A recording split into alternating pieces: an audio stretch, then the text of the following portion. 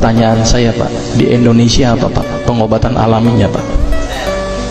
Apa? Saya bangga menceritakan pengobatan ini ketika saya kemarin ceramah ke Malaysia dan Singapura, dan mereka tidak pernah mengenal pengobatan yang dilakukan di Indonesia. Dan saya bangga sekali dengan pengobatan ini. Bapak tahu apa? Kerokan Pak. Dan saya bangga sekali, dan saya yakin tidak ada di Amerika, di Jepang, di Cina, saya yakin nggak ada di kerokan Pak. Dan saya bangga dengan kerokan. Mudah-mudahan tidak dipatenkan oleh Jepang lagi Pak, mudah-mudahan. Dan kerokan luar biasa loh Pak. Mohon maaf, di sini ada yang senang kerokan atau tidak? Ya. Banyak dokter bilang kerokan nggak bagus. Wah, bahaya itu, merusak pori-pori, bikin ketagihan macam-macam. Ini ketahuan dokternya nggak belajar kerok terapi ini ya. Saya ngomong kerokan dulu sebentar ya. Kerokan dulu penting menurut saya ini. Saya jangan sampai hilang nih kebudayaan kita ini. Saya kalau ke luar negeri bangga menceritakan ini. Mudah-mudahan di sini pun juga harus bangga dengan kerokan. Anak saya kalau sakitnya saya kerok. Anak saya kalau sakit itu saya kerok, saya tempelin bawang. Saya lebih senang dengan cara-cara alami. Saya cerita sedikit tentang kerokan. Kerokan ini ternyata diteliti oleh seorang peneliti dari Jepang. Orang Jepang datang ke Indonesia meliti perilaku binatang, tapi ternyata dalam penelitiannya itu dia melihat perilaku orang Indonesia aneh-aneh. Di Jepang orang gambar tato wajar, tapi orang Indonesia gambar tato tengah bolong hari di punggungnya, kan bingung mereka.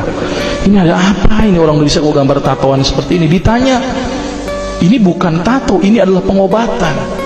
Emang dasar orang Jepang tuh kalau ada yang aneh-aneh langsung diteliti. Akhirnya diteliti itu orang yang dikerok sama orang yang sebelum dikerok, diambil darahnya, dilihat dengan mikroskop, ternyata makrofag orang yang dikerok itu lebih aktif dalam makanin kuman.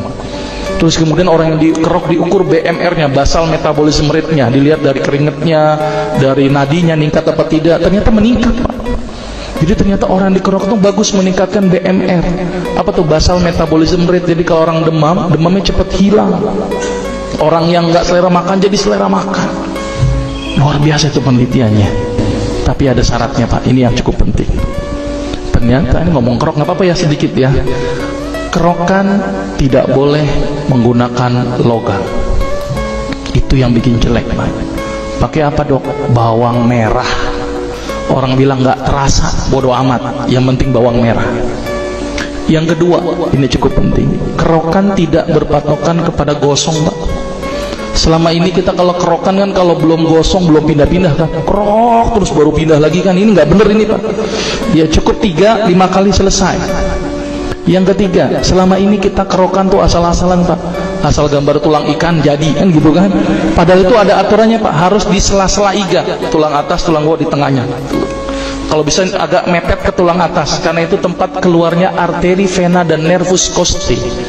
Jadi itu luar biasa, dan dikerok itu bukan sekali aja Pak, sehari bisa 3 kali. Dan saya bangga dengan kerok ini. Mudah-mudahan tidak hilang di muka Indonesia ini, di bumi ini. Sepakat Pak kerokan?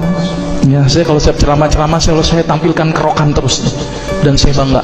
Di Malaysia tetangga kita aja nggak ada yang kerokan Pak. Ya, jadi kita harus bangga itu.